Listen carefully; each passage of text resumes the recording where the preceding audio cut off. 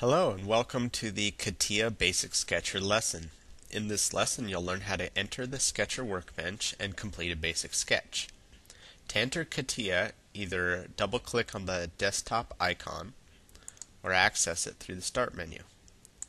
I've already got it open, so to access the Sketcher workbench, go to Start, Mechanical Design, Sketcher. Enter your part name and click OK. The bottom left of CATIA gives instructions with regards to what buttons have been pressed on the toolbar. In this case, the Sketcher button is activated, so it tells us to select a plane, planar face, or a sketch. I'm going to sketch on this front face, and it automatically snaps to point.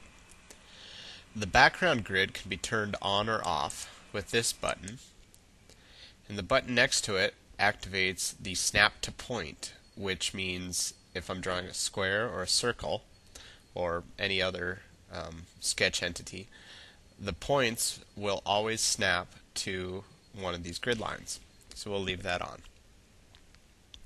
To pan the sketch plane left or right, click and hold the center mouse button and drag it wherever you'd like. To zoom in or out on the sketch plane, click and hold the center button again, click and release the right mouse button. Then move up or down to zoom in or out. If the sketch plane is off to one side and you'd like it centered, move your mouse to the center point and single click with the center mouse button. It'll snap right there. To begin, I'm going to draw a rectangle. So I go over here to the rectangle button, click it. If there's any of these buttons on the side that you're unsure of or don't know what their function is, by clicking them so they're highlighted like this and pressing F1 on the keyboard, brings up the help topic for that specific button. It's a really helpful tool to get to know the toolbars for each workbench you're in. So we've still got the rectangle selected, so we're going to click the first point and then drag out wherever we'd like the rectangle. We want a 4x2, so we'll click there. We'll do it again from here to here. Now there's green lines and white lines on this sketch. The green lines mean they're fully defined, and the white lines mean they're underdefined.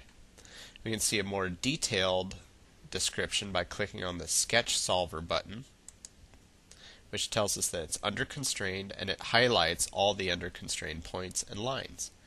The Sketch Analysis button tells us exactly what points and what lines are under constrained and whether they're construction or geometry lines.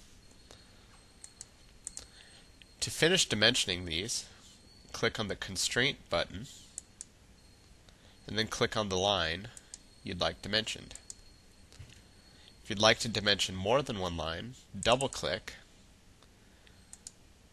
and you can dimension several. To get out of the double-click, either re-click the icon or press the Escape button twice. Now we're almost fully defined except for this vertical direction.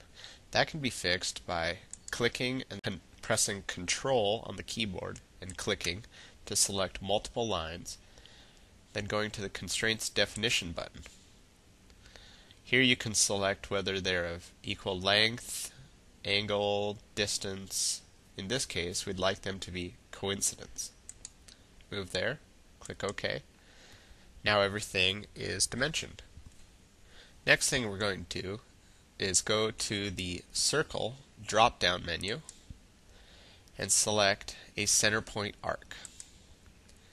Again, the bottom left tells us to select a point or click to define the circle center. In this case, we'd like it right there.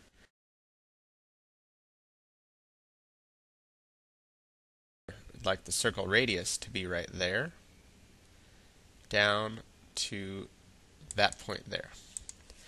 Now it's turned magenta. That means that it's over-constrained, which means we need to delete one of our constraints. In this case, I'll delete this one. And now we're back to fully constrained. I'm going to draw one more center point arc from here to there. And it's fully defined as well. To clean this up and get rid of those two lines there, go to the Trim drop-down tab and select the Quick Trim button. That allows you to just click and have a line be trimmed.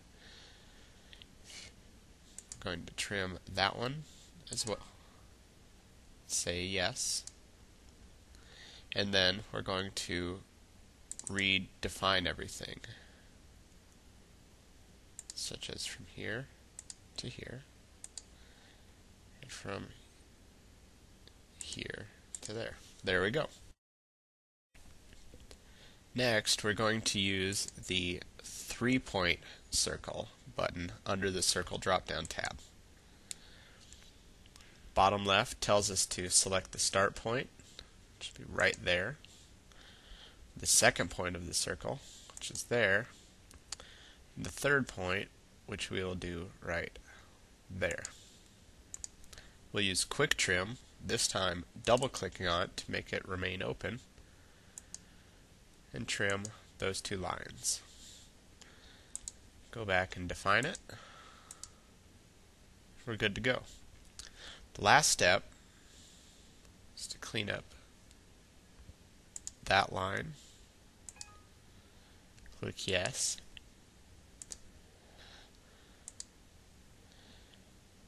And to add a circle. The center point of our circle is going to be right there. And as we drag it out, we'll see CATIA will notice that it's the same dimensions as the semicircle on the right, and brings up the blue outline of that semicircle, so we can make them equal size. We'll click, do a quick dimension of all of our lines, and we're good to go. And that concludes the CATIA Basic Sketcher lesson.